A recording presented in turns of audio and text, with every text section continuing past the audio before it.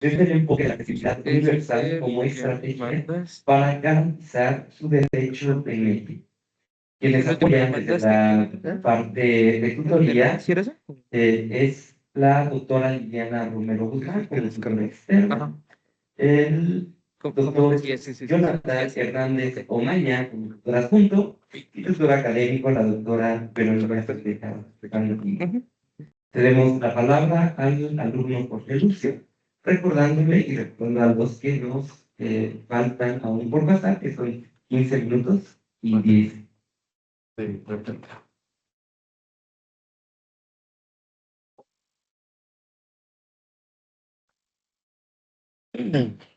Bueno, pues, ¿sí me escuchan bien? Muy buena tarde a todos. Agradezco la presencia, compañeros, doctores, profesores y pues invitados en general. Mi nombre es Jorge Lucio Reyes Molina.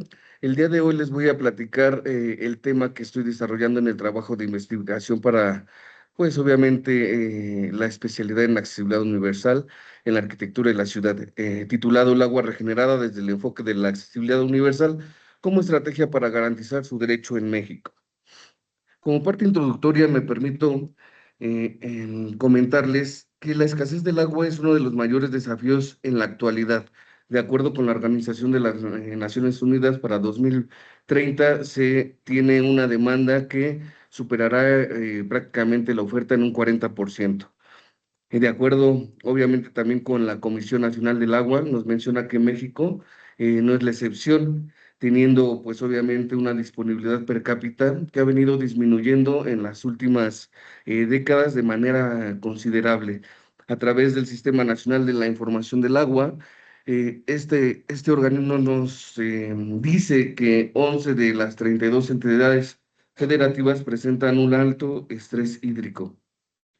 Dentro de mis datos y antecedentes, me permito resaltar estos dos, que es el crecimiento acelerado que ha tenido nuestras ciudades, lo cual genera principalmente escenarios de inequidad que colocan obviamente la situación de vulnerabilidad y de aquellos que están más expuestos en no acceder al recurso en situación desfavorable, ¿no? Tenemos aquí prácticamente zonas marginales como quizás puede ser Sopilocalco, Santa Bárbara, La Retama, no yendo tan lejos, y que éstas se ven en desventaja con aquellas zonas que obviamente tienen ciertos privilegios, ¿no? Al concentrarse actividades urbanas y de alguna manera también concentran el agua, ¿no?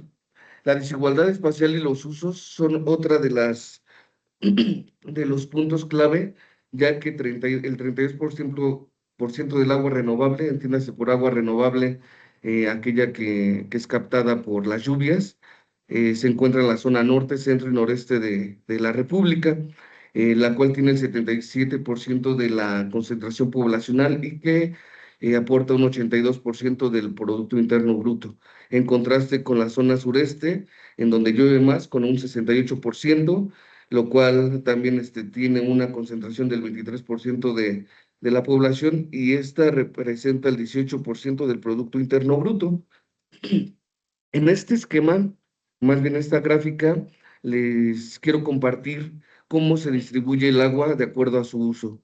Aquí vemos claramente que donde se va más es en la ganadería, agricultura, con un 76%, la industria autoabastecida un 5%, la termoeléctrica igual otro 5%, y aquí la parte fundamental e importante es el abastecimiento público, donde ya viene la demanda doméstica, comercio, industria y demás, con un 14%, la cual en su origen superficial es el 43,4% y en origen subterráneo el 56,6% en cómo se obtiene. Entiéndase por origen superficial aquellas que son adquiridas por ríos, arroyos, presas, y de origen subterráneo aquellas que vienen por pozos y extracción superficial. La problemática adquiere mayor complejidad cuando se contrasta con el reconocimiento constitucional al derecho humano al agua. Es establecido en el artículo cuarto, donde nos comenta que el Estado está obligado a garantizar su acceso suficiente, salubre, aceptable y asequible. Desde la perspectiva de la actividad universal, los grupos más vulnerables son aquellos que presentan mayores obstáculos para acceder a fuentes seguras de agua, careciendo a veces del servicio o de la calidad. ¿Qué nos permite o qué logro identificar a través de esta problemática? Eh, bueno, y empiezo con esa pregunta: ¿qué se está haciendo mal? Yo puedo identificar que se está haciendo mal la gestión del agua potable, la sobreexplotación de los mantos acuíferos, la contaminación propia del agua y la falta de infraestructura, mantenimiento y obviamente el mantenimiento del existente, lo cual nos da como resultante una falta de abastecimiento, una inequidad en la distribución, un servicio de muy mala calidad, una infraestructura obsoleta, así como la escasez y desigualdad. Esto sin duda alguna nos limita en el derecho a la salud, el derecho a la educación, el derecho a un trabajo, el derecho a una vida digna, el derecho a la alimentación. Y si falta o queda, digamos que a la deriva uno de estos derechos, en definitiva, no hay calidad de vida. No se puede vivir en situaciones, digamos que de vulnerabilidad. ¿Y quiénes son los que tienen mayor vulnerabilidad? Pues desde los infantes hasta personas adultas mayores, así como las que tienen mayor pobreza. El estudio del agua regenerada adquiere un carácter estratégico. La accesibilidad universal permite analizar cómo las personas pueden beneficiarse de esta alternativa de abastecimiento, y una vez implementadas estrategias como esta, se tiene primero que tener mucho cuidado para evitar replicar errores que se han tenido hoy en día. Mi objetivo general es analizar la importancia del agua regenerada en México desde el enfoque de la accesibilidad universal como una estrategia para garantizar el derecho a este recurso, evaluando su viabilidad técnica, normativa y social, donde también planteo 5 objetivos, los cuales van de la mano con mis capítulos, que es la parte del marco teórico, conocer el marco jurídico, obviamente tener un marco contextual, un marco referencial y la parte final de mis aportaciones y propuestas. Dentro de mi hipótesis, menciono que si se implementan estrategias intersectoriales donde se garantice el acceso al agua como un derecho, se fortalezcan las inversiones en infraestructura tecnológica, se actualice el marco normativo y se promueva la educación, así como la participación ciudadana, entonces se incrementará la aceptación e implementación del uso del agua regenerada, contribuyendo a la mejora de la calidad de vida de las personas. ¿Cuál es la metodología que vamos a utilizar? Es el enfoque mixto, a través de lo cuantitativo, que recopilará, bueno, se recopilará y se realizarán datos estadísticos provenientes de organismos oficiales como INEGI, Conagua, y un enfoque cualitativo con entrevistas a expertos en la gestión del agua, actores institucionales y especialistas en accesibilidad universal. También se pretende ir a las zonas que se tiene este problema, estas zonas marginales, para saber ellos cómo viven eh, esta necesidad, saber cómo ellos sufren. Se tiene dato que una vez cada 2 meses les dan el recurso, ¿no? El acceso a este recurso en zonas como, ya lo mencioné, Xochicalco, Santa Bárbara, La Retama. Si tienes el almacenar, sí, si tienes una cisterna, a lo mejor puedes almacenar y puedes quizás vivir o llevártela, pero la mayoría solamente tiene un tinaco de 1,100 litros, lo cual te da así estirándolo como para una semana. Entonces tienes que estar ahí con pipeos o reutilizando el agua, generando problemas de salud y de malestar. Dentro del marco normativo, lo rige a nivel internacional, nacional y municipal. Sin duda alguna, la ONU es de las principales entes reguladores en ese sentido, ya que son las encargadas de defender los derechos humanos. Pero es hasta 2010, el 28 de julio, donde se le da ese reconocimiento al agua como un derecho. Y obviamente los ODS, los Objetivos de Desarrollo Sostenible, en el objetivo 6 nos menciona la importancia del agua y el saneamiento. Obviamente esto representa una necesidad básica para el desarrollo y obviamente también la calidad de vida de las personas.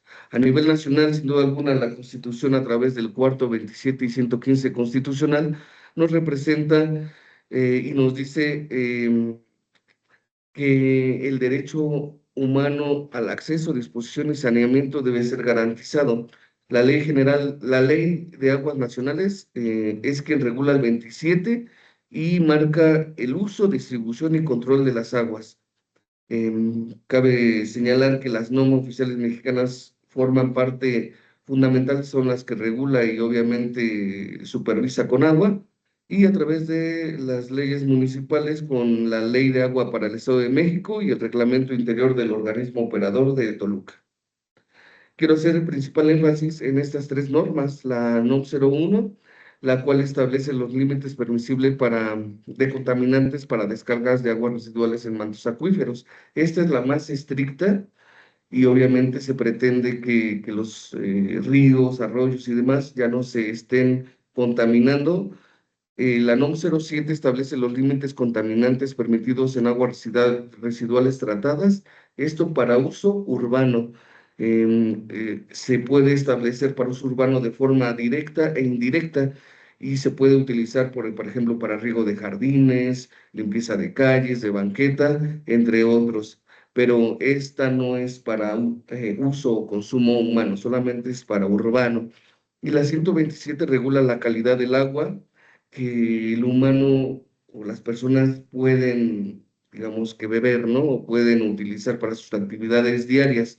Y esta es la más importante, sin embargo, tiene un candado que dice que el agua no debe ser resultante de un proceso de tratamiento. Y es aquí donde muchos de las tecnologías o propuestas se ven prácticamente cortadas. Ya cuando quieren implementarlo, con agua te dicen no, porque es esta norma y no lo puedes hacer porque viene de una planta de tratamiento, y a pesar de que tenga tecnología de punta, hay veces que el agua es más limpia que la potable que nos abastecen, pero como está este candado no se puede hacer mucho.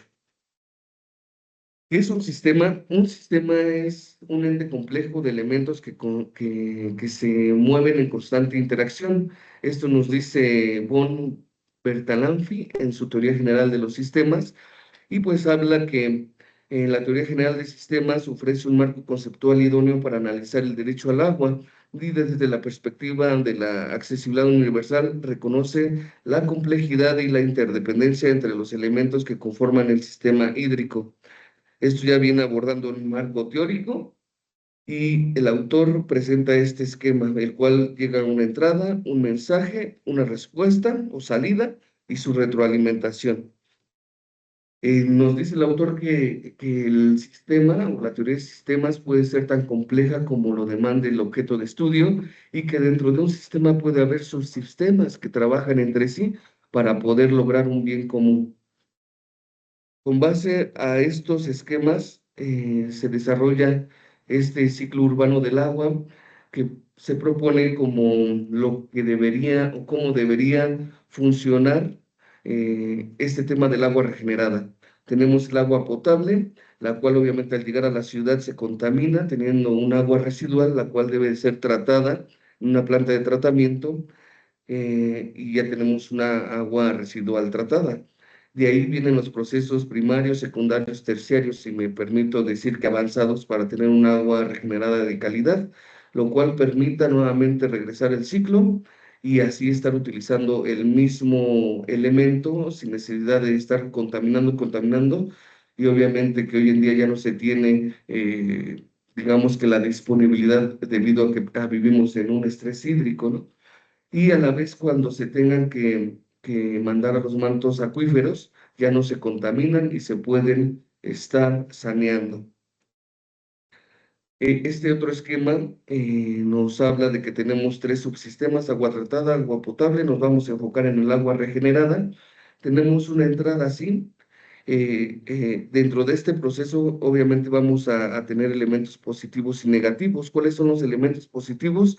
Asegurar el acceso y disponibilidad, reducir la sobreexplotación de fuentes de agua potable, disminuir obviamente la extracción de pozos y reducir la contaminación medioambiental. Los negativos generalmente son la percepción negativa por parte de la población, el costo de la infraestructura, Dentro del proceso también tenemos la calidad de agua, el abastecimiento debe ser amplio, su propia cobertura, la gestión social y comunicación y una sostenibilidad financiera. Lo da como un resultado mejorar la calidad de vida, el acceso a la educación, la disminución de pobreza, una sostenibilidad y así aquello que no se cumpla regresa y se vuelve a trabajar hasta lograr el objetivo.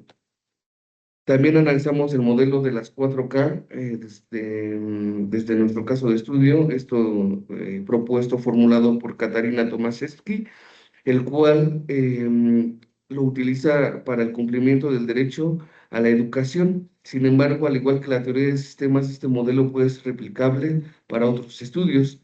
Y las 4A que ella formula es asequibilidad, accesibilidad, aceptabilidad y adaptabilidad.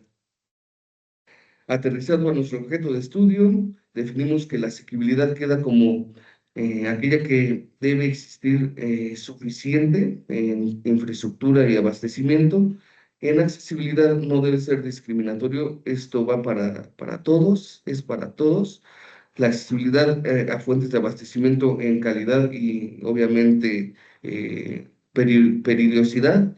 La accesibilidad financiera, los costos no deben de limitar el acceso y en dado caso se tienen que hacer ajustes razonables. La aceptabilidad y la adaptabilidad. Y con esto me permito concluir que cómo se logra la accesibilidad universal, garantizando el derecho al agua como base piramidal.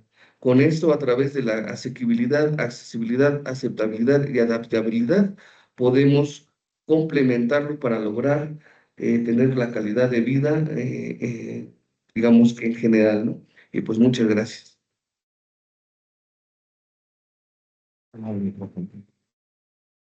Gracias por la presentación al alumno Jorge Lucio.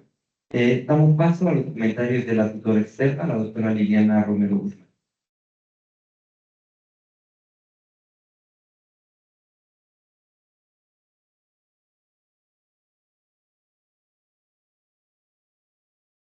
Muchas gracias.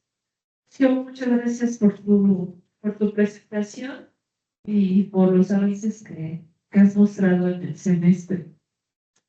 Yo comenzaré mi intervención recordándote otra vez un poco el ajuste del título, ¿no? Ya habíamos platicado al respecto de que fuera un poco más reducido. Ajá, sí, justamente.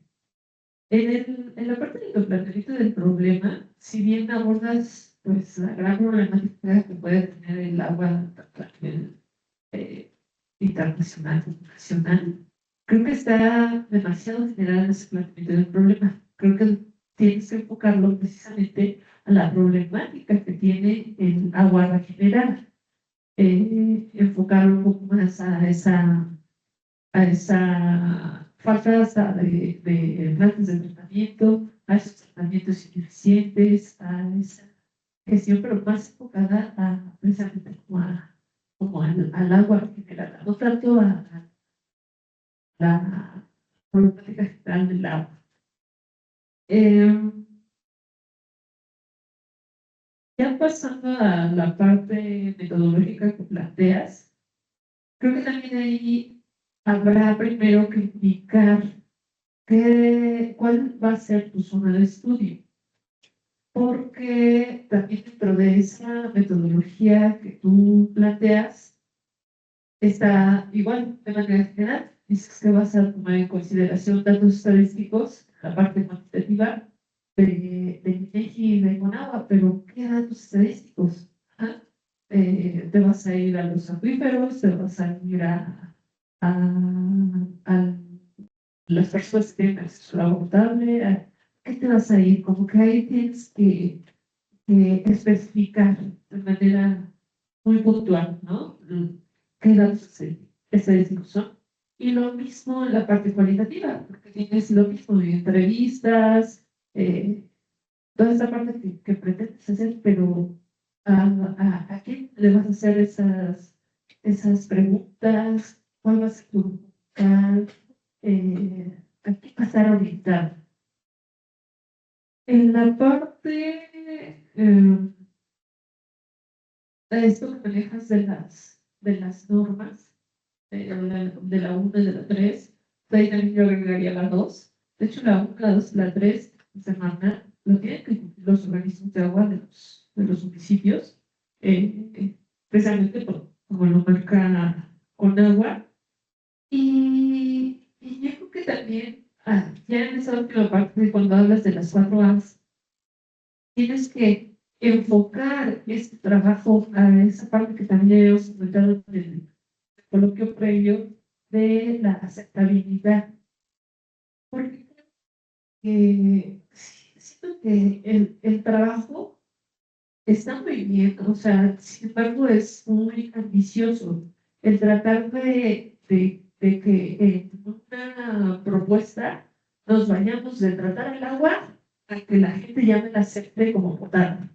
Yo creo que ahí tendrás que proponer, a lo mejor como primera etapa de esa aceptabilidad, pues que se acepte esa agua tratada para riego, que se promueva más para riego, que se promueva más para los servicios urbanos, el riego de jardines, el agua que se utiliza en los panteones, todas esas cuestiones que no forzosamente tienen que llegar a la potabilización del agua, como lo marca la 127.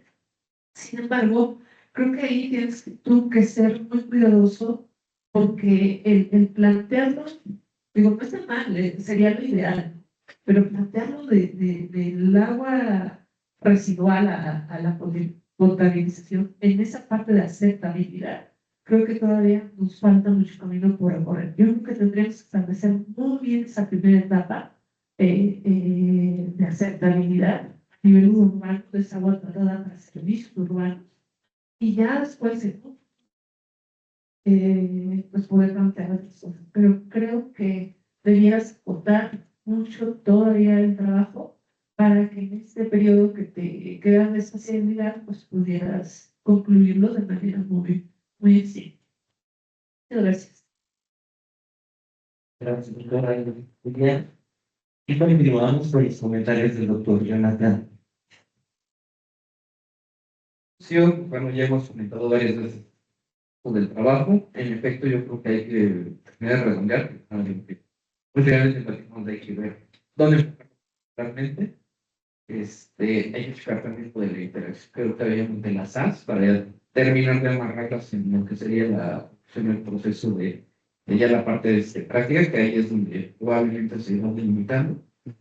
Hay que seguir avanzando, claro, esto que no se nos escapen cuestiones ahí por vertientes que hemos visto que exactamente de repente te dispersas mucho, hay que ir acotándolo, Dándolo. pero ya será parte del proceso. De lo demás, yo creo que nada más es decir, tratándolo, ejecutando y pues ir avanzando.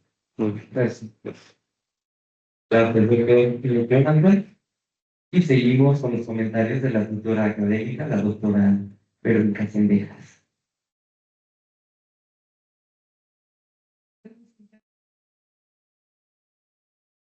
Bastante ajena a tu tema y quiero agradecer de manera muy especial tanto a la doctora Esca como al doctor Jonathan como a la doctora Liliana que te han dado seguimiento puntual a este tema. Ahora sí que definitivamente yo no le tenía fe al tema, dada la especialidad. Sin embargo, estoy muy sorprendida del avance y me gustaría mejor escuchar a la doctora Esca al respecto. Gracias, gracias. Gracias, ¿no? Me parece que nos toca estar en momentos donde las circunstancias ajenas a nuestra voluntad no nos permiten dar el seguimiento esperado y eso es comprensible porque somos seres humanos. Y con mucho gusto. Claramente, sí, cuando yo empecé a acercarme, aparecía este discurso, ¿no? Porque este tema está en esta temática. Y lo estuvimos trabajando mucho, lo estuvimos discutiendo mucho. Y hay un esquema que me gustaría que compartieras, por favor, Jorge, el que platicábamos recién, en donde decíamos, a ver, si nosotros estamos centrados en cuál es la necesidad o el interés fundamental de la accesibilidad universal bajo esquemas que hemos mencionado, actitudinales, normativos y físico-cognitivos, entonces nos queda claro que la apuesta es hacia la calidad de vida, ¿no? Si hablamos de derecho, si hablamos de garantizar la accesibilidad, es porque estamos buscando una mejora de calidad de vida. Y entonces, en ese sentido, comprendimos cómo el abordar este acceso, este derecho al agua, podía en ese sentido sumar en términos de lo que es la accesibilidad y ahí justificándolo con estas presas que hemos tratado de ir amarrando, ¿no?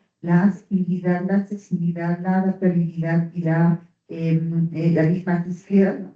Bueno, no sé si repite alguna, pero bueno, ya tenemos. Y como desde este anclaje que nos trajimos, ¿no? Desde la educación y que ahora Jorge retoma para este discurso, me parece que empieza a dar sentido. Algo que yo he de reconocer es el dominio del tema que tiene también Jorge, ¿no? Es decir, no es un tema nuevo, no es un tema que recién esté abordando, es un tema que puede dominar y que puede, bajo ese sentido de dominio, acercarlo a nuevos discursos. Por supuesto, también agradezco el acompañamiento del doctor Jonathan y la doctora Lili, que pues vamos a tratar de ir apuntalando este trabajo y que esta escuela que llegará a venir ahorita. Claro, hay que hacer algunos ajustes, atender las sugerencias, las solicitudes que nos han hecho nuestros tutores, acotar quizá el título, y acotar el título no es solo formalmente, sino también ver en qué nos vamos a enfocar más y qué elementos pueden quedar un poco laterales y, por supuesto, puntualizar para no perdernos, ¿no? A veces pasa esto, no sabemos, y no lo digo por mí, lo digo porque sabemos tanto del tema que de repente nos parece que dejar fuera algo es como un crimen y queremos abarcar todo, y creo que para una especialidad hoy estamos descubriendo que no podemos, no quisiéramos hacer mil cosas, pero es una especialidad por duración de un año que no tiene mañana, porque cuando terminamos no hay posibilidad de terminar la tesis después, como sucede en una maestría o como sucede en un doctorado. Acá tenemos la soga en el cuello porque el trabajo termina el último día de nuestra clase. Entonces, sí, me parece que hay que agotar, pero yo te felicito por el esfuerzo logrado e insisto, que tienes la ventaja de tener un tema muy dominado que podemos perfilar hacia nuestro tema. Muchas gracias. Entonces, Agradecemos la participación del alumno Jorge Lucio e invitamos a pasar al frente a la alumna Guillén Lugo Cecilia Elena, quien nos presenta los avances de su proyecto titulado Explorando la relevancia de la accesibilidad cognitiva en los derechos políticos y civiles de las personas con discapacidad. Su tutora académica es la doctora C. Arriaga Hurtado, el tutor adjunto, el doctor Asael Pérez Peláez, y la tutora experta, la doctora Ana María Ibarra Olguín. Déjame corto la. Espero que cortas la grabación. Sí. Sí.